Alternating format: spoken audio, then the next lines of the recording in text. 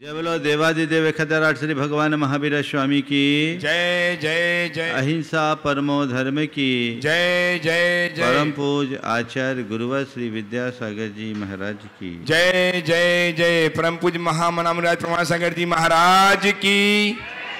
हमारे जीवन में अनेक प्रकार की दुर्बलताएं और उन दुर्बलताओं में एक बड़ी दुर्बलता है भय। डर जिसके मन में घर कर जाता है वो सहजता से जी नहीं पाता। यहाँ बात की जा रही है एक परमार्थी की। साधारण व्यक्ति के मन में अनेक प्रकार की काल्पनिक और वास्तविक भय बैठा रहता, लेकिन जिसने परमार्थ के स्वरूप को जान लिया है उसके मन में कभी किसी प्रकार का भय नहीं होता। भय मुक्त चेतना का विकास जीवन की एक बहुत बड़ी उपलब्धि। हमें उसे अपने भीतर उद्घाटित करने का प्रयास करना चाहिए। सम्यक दर्शन के अंगों की चर्चा कल प्रारंभ की गई और उसमें पहला अंग निशंकित अंग है। उसका स्वरूप बताते हुए आचार्य कुंद ने कहा, सम्मा दिट्ठी जीवा निशंका होन्ति निर्भयातेन सत्य भय विप्प मुक्का जम्हा तम्हा दुनिशंका। सम्यक दृष्टि जीव निशंक होते हैं, इसलिए वे निर्भय होते हैं। चूँकि वे 7 भयों से मुक्त होते हैं, इसलिए निशंक है। कुल मिलाकर बात केवल इतनी सी है, जहाँ शंका है वहाँ भय है और जहाँ आशंका है निशंक है वहाँ अभय है।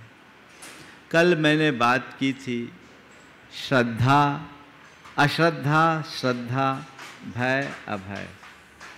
आज पुनः उसी बात को हम बढ़ा रहे हैं। मन का विश्वास हमें कितना निश्चिंत करता है। किसी भी क्षेत्र में, चाहे वो लौकिक हो या लोकोत्तर, जहाँ विश्वास है, श्रद्धा है, वहाँ निश्चिंतता है। और जहाँ शंका है, संशय है, संदेह है, वहाँ हमेशा खटका है। कल मैंने बात की कि हमें जो भी भय होता है वो एक प्रकार की शंका की परिणति है और यह शंका मोह भाव या राग भाव के कारण प्रकट होती है। हमें डर है कितने प्रकार का, तो कल बताया गया 7 प्रकार का भय। आम जनों को 24 घंटा हीनाधिक रूप से सालता रहता है। किसी के जीवन में किसी प्रकार का भय, किसी के जीवन में किसी प्रकार का भय, किसी के जीवन में किसी प्रकार का भय। आज मैं उन भयों की चर्चा करके आपसे बताऊंगा कि ये भय शंका के कारण कैसे पनपते हैं और श्रद्धा के कारण इन भयों से कैसे मुक्त हुआ जा सकता है। सबसे पहले इहलोक भय को हम लेते हैं। इहलोक अर्थात लोक से संबंधित भय। इस लोक में भय, इस लोक में, इस लोक से भय। कोई व्यक्ति का भय या लोक में ऐसा कुछ घट जाए जो हमारे लिए तकलीफ दे हो, ये मन की एक आशंका है जिससे डर होता है, चाहे वो चेतन हो या अचेतन।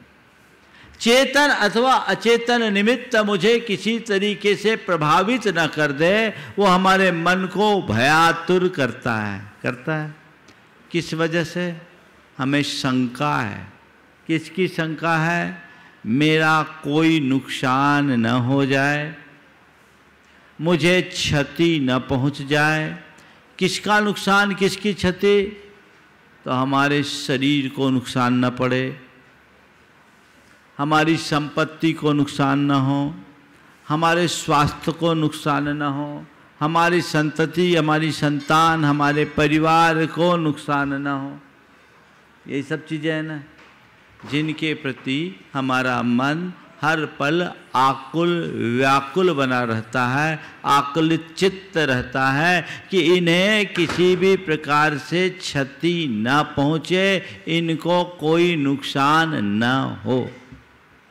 और साधारण प्राणी अपने शरीर, अपनी संपत्ति, अपनी संतति, अपनी जो भी उसके साथ जोड़ी हुई सामग्री है, उन सब में थोड़ी भी क्षति पहुंचती है तो उसे अपनी निजी क्षति मानकर बहुत ज़्यादा दुखी होता है। लेकिन जो सच्चा तत्वज्ञानी है, जिसके हृदय में ये श्रद्धा गहरे स्तर पर बैठ गई है कि मैं देह नहीं चेतन हूँ और अजर अमर अविनाशी शाश्वत आत्मा हूँ, तो जो मैं हूँ वो शाश्वत हूँ, जो मेरा है वो शाश्वत है, उसमें न कुछ पाने जैसा है न कुछ खोने जैसा है, उसे न कोई बना सकता है, उसे न कोई मिटा सकता है, उसका न हित है न उसका अहित है, उसका न अच्छा है न उसका बुरा है, न उसका विकास है न उसका विनाश है। ये बात जिसके चित्त में गहरे बैठ जाए उसको इन सब चीजों से कोई प्रभाव होगा? क्यों? जो हो रहा है वो तो मैं हूं ही नहीं, है ना? तो स्वरूप का बोध या स्वरूप का श्रद्धान हमें ईलोक भय से मुक्त कर देता है। आप लोग पिक्चर देखते हैं, पिक्चर में कई तरह के दृश्य होते हैं, भयानक, सामने वाले को मारा जा रहा है, देखकर लोगों को डर लग रहा है, पर उस अभिनेता के अंदर आपको कुछ लगता है क्या? हाँ? क्यों नहीं? क्यों नहीं? क्योंकि उसको पता है ये रियल नहीं है, रोल है। रियल में तो कुछ होना ही नहीं ना। बस संत कहते हैं अपनी रियलिटी को जानो, जो रियल है वो शाश्वत है और जो रोल है वो पल पर बदलता है। जो रोल को ही रियल मान लेते हैं वो जिंदगी भर रोते रहते हैं, और जो रोल और रियल के भेद को समझ लेते हैं कुछ भी हो जाए उन्हें कुछ फर्क नहीं पड़ता। क्या मेरा रोल है और क्या रियल है इसे समझो। जो वास्तविक है उसे पहचानो, उसकी श्रद्धा करो। हम लोग कह देते हैं, क्या कहते हैं? मैं आत्मा हूं। कब कहते हैं? जब स्वाध्याय करते हैं तब, जब प्रवचन सुनते हैं तब, या कोई धर्म चर्चा आती है तब। लेकिन अंतर मन से पूछो, दिन भर अपने आप को क्या मानते हैं? ये कौन करता है? ये हमारे अंदर का मोह भाव, ये हमारे भीतर का राग भाव है जो हमें हमारे स्वरूप में स्थिर नहीं होने देता। वो डराता है उसी कारण कि मुझे इलोक में कोई नुकसान ना पहुंच जाए। अरे जब तेरा नुकसान हो ही नहीं सकता तो फिर नुकसान कैसा? ये मन की दुर्बलता है जो स्वरूप के श्रद्धान के अभाव में पनपती है। सेठ सुदर्शन के ऊपर इतना भयानक उपसर्ग हुआ, सूली पर चढ़ाया जा रहा है। आपने देखा कभी सुदर्शन को काटते घबराते हुए? सेठ सुदर्शन डरे? ये सुदर्शन नहीं, सेठ सुदर्शन की बात कर रहे। वो सुदर्शन सुदर्शन थे। क्यों? अरे सूली पर चढ़ाने की बात, मुझे तो जब कोई छू ही नहीं सकता तो सूली पर किसको चढ़ाया जाएगा? ये शरीर को चढ़ाया जा रहा है, ये तो उसी दिन चढ़ गया था जिस दिन ये जन्म लिया था। मैं तो अजर अमर अविनाशी हूँ। जैसे लोग देख रहे हैं मैं भी वैसे उसका दृष्टा हूँ। मेरा को भी कुछ नुकसान नहीं हो सकता। ये गाढ़ श्रद्धान था, कुछ नहीं हुआ, कुछ नहीं हुआ। विश्वास से भय दूर भागता है। थोड़ा अपने बचपन की ओर मुड़ो। जब साइकिल चलाना शुरू किए हों और पहली बार ऊपर सीट पर चढ़कर हैंडल पकड़कर साइकिल चलाएं, तो क्या पीछे कोई बैठा रहता है? हम पकड़े चलो चलो चलो, हम पकड़े चलो चलो। तो जब तक ये रहता है कि पीछे कोई पकड़ा हुआ है तो हम सेफ हैं, डर लगता है। और पीछे कोई नहीं है तो अरे भाई डर न लगे। तो शुरुआत में व्यक्ति के मन में डर लगता है कि कोई नहीं है, लेकिन पीछे किसी का सपोर्ट है, हाँ है, कोई भरोसे का आदमी है, तो कोई डर नहीं। कुल मिलाकर जहां विश्वास है वहां भय नहीं, वहां निश्चिंतता है। लोक में विश्वास और परलोक में विश्वास, लौकिक कार्य में विश्वास और पारमार्थिक कार्य में विश्वास। कई लोग हैं जिनके मन में बड़ा हर नेगेटिविटी रहती है। व्यापार करना शुरू किए, हमें नुकसान ना हो जाए, हमें नुकसान ना हो जाए, पता नहीं व्यापार चलेगा कि नहीं चलेगा, शुरू तो कर दिए, चलेगा कि नहीं चलेगा, चलेगा कि नहीं चलेगा। बताओ, जिसके मन में एक कीड़ा काट रहा है, कुलबुला रहा है, वो कभी व्यापार में सफल होगा? क्यों? उसके भीतर कॉन्फिडेंस ही नहीं है। तो क्या कहते हैं भैया, आत्मविश्वास से लबरेज रहो, तब तुम्हारा अपने आप विकास होगा। तो जैसे लौकिक क्षेत्र में आत्मविश्वास की जरूरत है, वैसे ही परमार्थिक क्षेत्र में आत्मा के विश्वास की जरूरत है, आत्मा के श्रद्धान की जरूरत है। तब तुम सफल हो पाओगे और तभी अपने डर को दूर कर पाओगे। श्रद्धा ऐसी जमाओ कि डर है ही नहीं। एक व्यक्ति है जो ये सोच रहा सफल होंगे कि नहीं होंगे, और एक व्यक्ति है जो सोच रहा हम पक्के सफल होंगे और यहाँ तक पहुँचेंगे। कौन अच्छा है? तो अपना कॉन्फिडेंस, कई बच्चे पढ़ लेते हैं खूब अच्छे से, पर कॉन्फिडेंस वीक होता, पता नहीं पेपर ना बिगड़ जाए, पेपर ना बिगड़ जाए। तो सब जानने के बाद भी उनका पेपर बिगड़ता है। हाँ, और जिनके अंदर कॉन्फिडेंस होता है वो क्या करते हैं? हाँ, कैसा भी पेपर आए, बैठ जा, शुरू हो जा, हो जाएगा। मुझसे लोग बोलते हैं, महाराज जी आप एकदम किसी भी विषय पर कभी भी बोलते हो तो एकदम पूरी बात कैसे बोल देते हो? कहाँ से आ जाता है?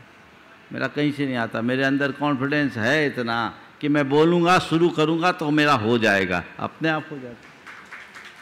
अब मैं आज सोच लूँ कि अरे ज़्यादातर तो मैं बिना तैयारी के ही आता हूँ, शुरू हो जाता हूँ, और आप लोगों को उसका लाभ मिल जाता है। क्यों? अंदर तो मटेरियल भरा है, रात दिन चिंतन चलता है, केवल उसको परसना ही है। पर ये सब कब? जब मेरे भीतर आत्मविश्वास है। वो कमजोर पड़ जाए तो कुछ नहीं हो सकेगा। इसी तरह किसी भी क्षेत्र में आत्मविश्वास जब तक है तभी तक सब कुछ है। आत्मविश्वास खो गया तो सब कुछ खो गया। तो परमार्थ में आत्मा का विश्वास और लोक में आत्मविश्वास, सम्यक दृष्टि के अंदर दोनों बातें होती है, इसलिए वो निर्भय होता है। तो इहलोक भय मन में नहीं हो अगर तुमने अपनी आत्मा को जान लिया, श्रद्धान कर लिया। परलोक भय, कल मैंने इसके बारे में काफ़ी चर्चा की थी, आज ज़्यादा चर्चा न करके आगे बढ़ता हूँ। परलोक का भय यानी दूसरे व्यक्ति का भय, और परलोक का भय। पर कई लोग होते हैं जो बहुत घबराते हैं। देखिए, विश्वास लोगों का भय कैसे भगाता है। एक सज्जन को किसी ने कह दिया, तुम पर किसी ने मारण मंत्र का प्रयोग करके मूठ चला दिया। ये 1996 की बात है। वो आदमी डिप्रेशन में, पड़ोसी था, उसका और दोनों का एक व्यापार था और उन्हीं का व्यापार ज़्यादा चलता था, इस बड़ोसी का कम चलता था। उसके दिमाग में बिठाल दिया, ईर्ष्यावश उसने मुझ पर मारण मंत्र यानी मूठ चला दिया। वो घबराया, बोले महाराज जी मुझ पर मूठ चला दिया है, अब मैं क्या करूं, मेरा कुछ हो न जाए, हो न जाए। हम बोले होना होगा तो होगा, तेरा तो अभी हो गया, तो अपने आप मन से मर गया। जब उसने मुझसे बोला, मैंने कहा कुछ नहीं होगा, कोई मूठ नहीं है, चल मैं बताता हूँ। और मैंने उसको नमोकार मंत्र पढ़ा उसके सामने और एक्टिंग किया कि ये पूरी तरह सेफ है। थोड़ा साइकोलॉजिकल ट्रीटमेंट भी करना पड़ता। मैंने एक्टिंग किया और उसको कहा देख तू पूरा सेफ हो गया। और मैंने कह दिया कि मैं नमोकार मंत्र पढ़ करके तेरे चारों तरफ सुरक्षा का कवच तैयार कर दिया हूँ और इस कवच को, ये कवच अभेद्य है, इस कवच को दुनिया की कोई ताकत भेद नहीं सकती, तो विश्वास रख। और जब भी घर से बाहर निकल नमोकार मंत्र पढ़ते हुए पूरे शरीर में हाथ फेर ले और ये विश्वास जगा ले, मेरे चारों ओर अभेद्य कवच तैयार हो गया, तेरा कुछ नहीं होगा। 1996 से 2021 हो गए, 25 बरस हो गए, आदमी भला चंगा। उसके मन में ये बात बैठ गई, क्या महाराज का आशीर्वाद हो गया, महाराज ने मुझे सुरक्षा कवच दे दिया। तो महाराज ने क्या दिया? तुम्हारे विश्वास ने दिया। महाराज क्या दिए? तो विश्वास अपना पक्का रखना चाहिए, उस विश्वास से सब कुछ असर होता है। मेडिकल साइंस भी बोलता है एक प्लेसिबो इफेक्ट होता है, एक नोसिबो इफेक्ट होता है। कुछ भी दे दो और कहो देख तेरा काम हो जाएगा, सामने वाला विश्वास कर ले तो डिस्टिल वाटर भी उसके लिए अमोघ औषधि बन जाए।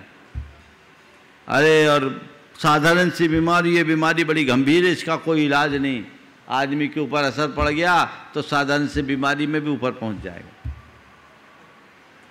तो विश्वास में बहुत बड़ी ताकत है। लौकिक क्षेत्र में भी विश्वास से भरे रहिए और पारमार्थिक क्षेत्र में अपनी आत्मा का विश्वास हमेशा बनाए रखिए, तो न इलोक भय होगा, न परलोक भय होगा, न मरण भय होगा। सबसे ज़्यादा डर लोगों को मरने का होता है, लोग घबराते हैं, मर न जाए, मर न जाए, मर न जाए। तो अमर थोड़ी हुए, मरना तो है ही, किस बात का डरना।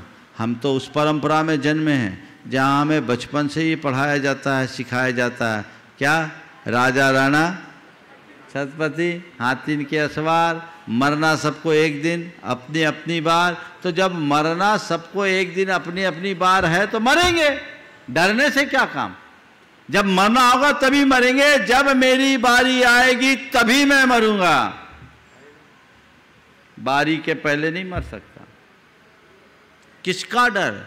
श्रद्धान पक्का रखो, जब तक मेरी आयु है मुझे कोई हिला नहीं सकता, और आयु पूरी होने के बाद कोई जिला नहीं सकता। देखो आयु का संयोग कैसा होता है, दो उदाहरण बता रहा हूँ, एक सागर की और एक जबलपुर की। सागर में आज से लगभग 30 वर्ष पुरानी घटना है, आप लोगों को स्मरण में आ सकता है जो सागर के आसपास रहते हैं। एक चील एक सांप को पकड़ करके उड़ा जा रहा था। चील अपने पंजे में सांप को पकड़ करके उड़ा जा रहा था। अचानक रेलवे क्रॉसिंग पर फाटक बंद हुआ, लोग रुके, उस चील को देखने लगे। इसी बीच एक युवक स्कूटर से था, वो अपना एक पैर नीचे रखकर उस चील को देखा। इसी मध्य चील के पंजे से वो सांप छूटा। सांप गुस्से में था, वो युवक के पैर में डंस मारा, हाँ पैर में डंस मारा, और इसी बीच चील वापस आया, उतनी भीड़ में उस सांप को उठा के ले गया और युवक ऑन स्पॉट चला गया कुछ ही मिनटों। अब बोलो ये क्या है? ये क्या है? उस व्यक्ति की मृत्यु उसी के निमित्त से होनी थी और सांप का इसी निमित्त से उतनी देर के लिए चील के पंजे से छूटना था। वो अपना काम किया और चला गया। बोलो किसका डर? और मैंने सुना है जबलपुर में एक व्यक्ति के पूरे शरीर में घाव और दुर्गंध, और वो कोई उसको पूछने वाला नहीं था, लावारिस जैसा था। किसी ने उसे कहा ऐसे करने की जगह जहर का इंजेक्शन दे दिया कि मर जाए, कहा भोग ना पाए, इस वेदना से तो बच जाएगा। पर विषस्य विषमौषधम, वो जहर उसके लिए अमृत का काम कर गया और उसके सारी बीमारी ठीक हो गई। अब बोलो क्या हो गई? अब क्या कहोगे इसको? सावधान पक्का रखो।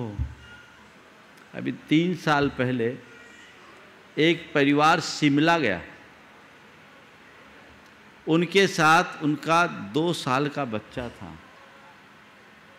वो एक घाटी में बच्चा हाथ से छूटा और 250 फुट नीचे गहरी खाई में गिर गया। ऊपर से 250 फुट गहरी खाई में गिरा और संयोग एक झाड़ी में अटक गया। इन लोगों का तो एकदम स्तब्ध रह गए, क्या करें। जब गए तो बच्चे को एक खनोच भी नहीं आई। अब बोलो क्या करोगे? हमने कहा हनुमान की कथा चरितार्थ हो गई। उस बच्चे को एक खरोंच तक नहीं आई। किसका डर? हाँ, भुज में भूकंप आया था तो मां तो मर गई और बच्ची 3 दिन तक जिंदा रह निकल गई। बोलो ये क्या है? इसलिए डरना नहीं, सतर्क रहना। आत्मा के स्वरूप का विश्वास जगते ही, श्रद्धान जगते ही सारा भय भाग जाता है। इधर आत्मविश्वास रखो, इधर आत्मा का विश्वास रखो। डर नहीं होगा, न इलोक का, न परलोक का, न मरण का, न वेदना का। बीमारी न हो जाए, ये बड़ी बीमारी है। मैं आप सबसे कहता हूं, कितने भी बीमार हो अपने आप को बीमार मत मानो, क्योंकि बीमार तन के 100 इलाज हैं, बीमार मानसिकता का कोई इलाज नहीं। तन की बीमारी को कभी मन पर हावी मत होने दो। आज से कुछ वर्ष पहले मैं मैनपुरी में था, मैनपुरी उत्तर प्रदेश में, 2002 की बात है। एक सज्जन आए, उन्होंने कहा महाराज जी आपकी कृपा से मेरी 20 साल पुरानी बीमारी चली गई। वो वहाँ एसडीएम की पोस्ट पर थे। मैंने कहा मेरी कौन सी कृपा हो गई, मैंने तो कुछ किया नहीं, आप कभी मुझसे मिले भी नहीं। बोले महाराज मैं आपका नियमित प्रवचन सुन रहा हूँ। उस समय लाइव नहीं चलता था, सामने आके सुनते थे। मैं आपका नियमित प्रवचन सुन रहा हूँ और 1 सप्ताह पहले आपने एक वाक्य कहा था कि तन की बीमारी को मन पर हावी मत होने दो। महाराज ये बात मेरे हृदय में बैठ गई। मैं पिछले 20 सालों से एंजाइना के पेन से पीड़ित हूँ। एंजाइना कार्डिक की एक प्रकार से एंजाइना के पेन से पीड़ित हूँ। पीड़ित था, हूँ नहीं बोला, पीड़ित था। बहुत इलाज किया महाराज, कुछ नहीं लगा। लेकिन आपके इस वाक्य ने मेरे जीवन में चमत्कार घटित कर दिया कि तन की बीमारी को मन पर हावी मत होने दो। तन बीमार है, मन नहीं, मैं स्वस्थ हूं। महाराज जी पिछले 3 दिन से मैंने सारी दवाइयां बंद कर दी और आज मैं स्वस्थ हूं। क्या है? मैं ये नहीं कहता कि तुम बीमार पड़ो तो दवाई नहीं खाओ, उल्टा पुल्टा हो जाएगा तो मेरे सिर पे और बात ठीकरा फोड़ोगे। दवाई लो लेकिन घबराओ नहीं। सबसे पहला इलाज मन का होना चाहिए। मन की बीमारी शांत होगी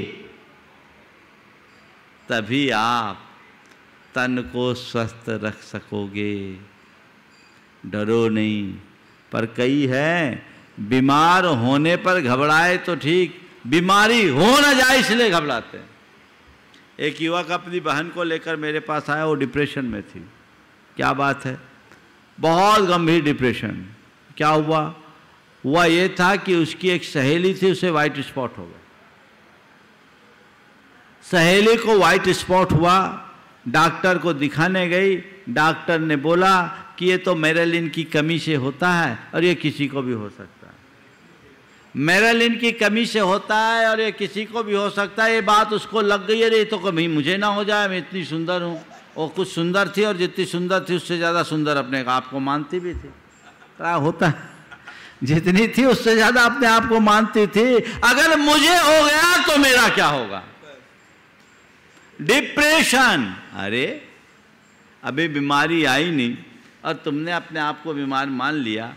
मेरे पास लेके आया, मैंने उसे समझाया कि अरे ठीक है, होगा तो ऊपर की चमड़ी जाएगी और क्या जाएगा, एक परिणति गई, अंदर की बात देखो। दुनिया में बहुत सारे ऐसे लोग हैं जिनको सफ़ेद दाग है, तो क्या हो गया?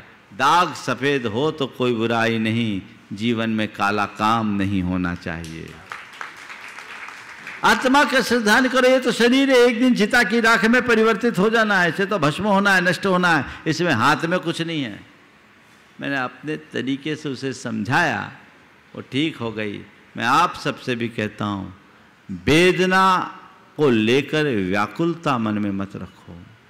मुझे बीमारी ना हो ये सावधानी जरूर रखना, हेल्थ कॉन्शियस होना चाहिए, लेकिन कितनी भी बीमारी हो उसको अपने मन पर हावी मत होने दो।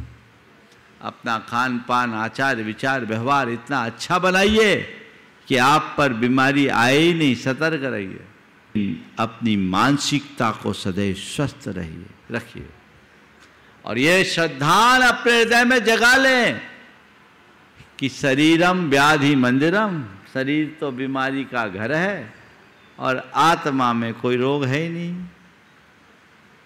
वो निरोग है। स्वस्थोहम, मैं स्वस्थ हूँ, मैं मस्त हूँ, ये भाव अपने हृदय में बैठ जाना चाहिए। क्या? मैं स्वस्थ हूँ, मैं मस्त हूँ, मैं स्वस्थ हूँ। डर गया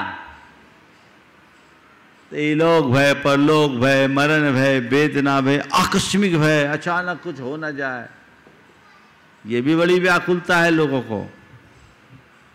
कोई भी आकस्मिक, कोई बीमारी ना आ जाए, कोई विपत्ति ना आ जाए, कोई दुर्घटना ना घट जाए, कोई नुकसान ना हो जाए, ना हो जाए, ना हो जाए, ना हो जाए, कभी मत सोचना। मनोविज्ञान कहता है तुम जो चीज सोचोगे ना हो वो चीज हो जाएगा, क्योंकि सबकॉन्शियस में उसका उल्टा असर पड़ता है। हमारे अंदर से नकारात्मक तरंगे प्रकट होती है। इसलिए हमेशा जीवन में कुछ करना है और कुछ पाना है तो मुझे ये हो, ये सोचो। मुझे क्रोध ना आए ऐसा मत वो सोचना। जितना सोचोगे क्रोध ना आए तो क्रोध क्रोध क्रोध क्रोध जितनी बार रटोगे उतने क्रोध के संस्कार बढ़ेंगे। मुझे क्रोध ना आए सोचने की जगह मुझे शांत रहना ये सोचो। मेरे जीवन में विपत्ति ना आए ये सोचने की जगह मेरे मन में शांति हो, मेरे जीवन में शांति हो ये सोचो। मुझे कोई भय ना हो ये सोचने की जगह मेरा मन अभय रहे ये सोचो। आकस्मिक क्या है? जीवन का क्रम है। अगर गया भी, कुछ भी हुआ, कुछ भी घटा तो वो कहाँ घटेगा? तन के साथ घटेगा, धन के साथ घटेगा, परिजन के साथ घटेगा। तुम्हारे चेतन के साथ कुछ भी घटने वाला नहीं है। वो तो जो है सो है। तो आत्मविश्वास, आत्मा का विश्वास, कर्म सिद्धांत पर श्रद्धा। संसार में जो कुछ भी है वो संयोगों से होता है और संयोग मेरे अधीन नहीं, कर्मों के अधीन है। ठीक है, कर्म का फल तो सबको भोगना पड़ता है, हम भी भोगेंगे, अनादि से भोगते आए, अभी भी भोग लेंगे। ये धारणा अपने हृदय में गहरी बना लीजिए। मन में कभी भय जन्य आतुरता नहीं होगी। बचाव रखना जरूरी है, पर इसका अर्थ ये नहीं सोच लेना कि महाराज जी ने तो कह दिया अब हमको डरना ही नहीं है। तो कोई कहे कुआं में कूद जाओ तो कूद जाओ, क्योंकि महाराज ने कहा डरना नहीं है। आग में फांद कूद जाओ, छलांग लगा लो, क्योंकि महाराज ने कहा डरना नहीं। चलती ट्रेन के नीचे आ जाओ तो आ जाओ, बोले डरना नहीं। ऐसी बुद्धिमानी मत दिखाना। बुद्धिमानी कहूंगा इसको आज के लोगों की, और क्या कहूंगा। ऐसी बुद्धिमानी मत दिखाना।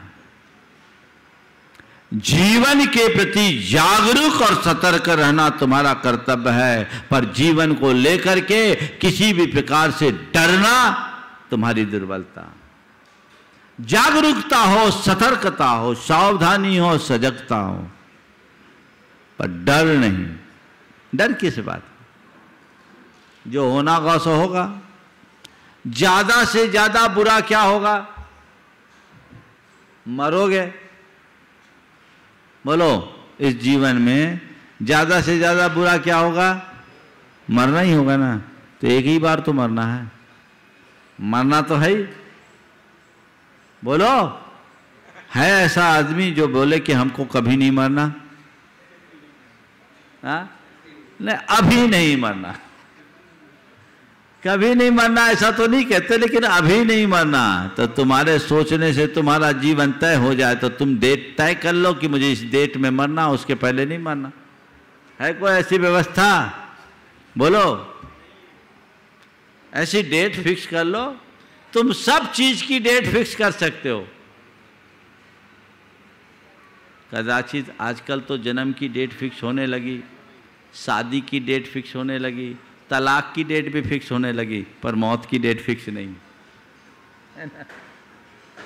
सब है, मौत की डेट सुनिश्चित नहीं की जा सकती। दुनिया में एक ही चीज ऐसी है जो एकदम निश्चित है, और एक ही चीज ऐसी है जो एकदम अनिश्चित है, वह है मृत्यु। मृत्यु होगी ये निश्चित है, पर कब होगी ये एकदम अनिश्चित है। कब किसके साथ क्या आ जाए कुछ नहीं कह सकते।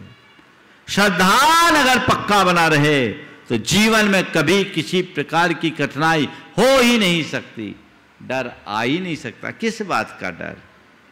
सतर्कता के साथ मुझे चलना है, समझदारी पूर्ण व्यवहार करना है, लेकिन घबराना नहीं है।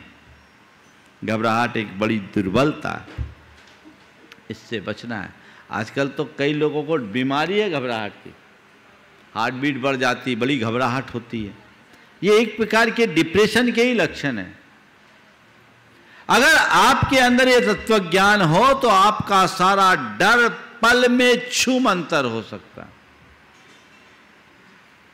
एक सज्जन मेरे संपर्क में है, उनको एक बात का डर रहता था, बहुत गहरा डर, और आप भी सुनोगे कैसा डर। डर केवल एक बात का कि मेरा बेटा मेरी संपत्ति न हड़प ले। बेटे से डर। आज ही एक सज्जन आए, बोले हमारा बेटा हमारी संपत्ति हड़प के बैठा। ऐसा होता है, आजकल के कलयुगी संतान ऐसी हैं। उन्हें इस बात का डर कि मेरा बेटा मेरी संपत्ति न हड़प ले। मेरे पास आया, मैंने पूछा ये बताओ मरने के बाद आपकी संपत्ति किसकी होगी?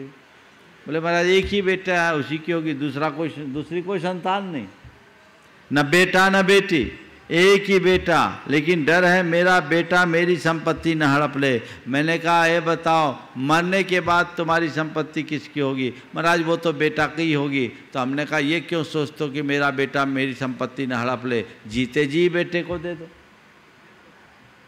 ये सोच लो मैंने दे दिया, हड़पेगा क्या? तुम्हारे द्वारा जोड़ी हुई संपत्ति तुम्हारी असली संपत्ति नहीं, तुम्हारी असली संपत्ति तो तुम्हारे भीतर का पुण्य है, तुम्हारे भीतर का गुण है। जब तक तुम्हारे भीतर का पुण्य वैभव है, जब तक तुम्हारे भीतर का गुण वैभव है, तुम सब कुछ खो करके भी पा सकते हो, और यदि तुमने वो खो दिया तो सब पा करके भी खो जाएगा। इस पर विश्वास रखो।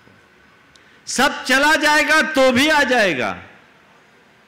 जिसके अंदर कर्म सिद्धांत पर भरोसा होता है वो कल को लेकर के चिंतित नहीं होता। कल क्या होगा, ठीक है चला गया, जो कल देगा वो कल की व्यवस्था भी देगा।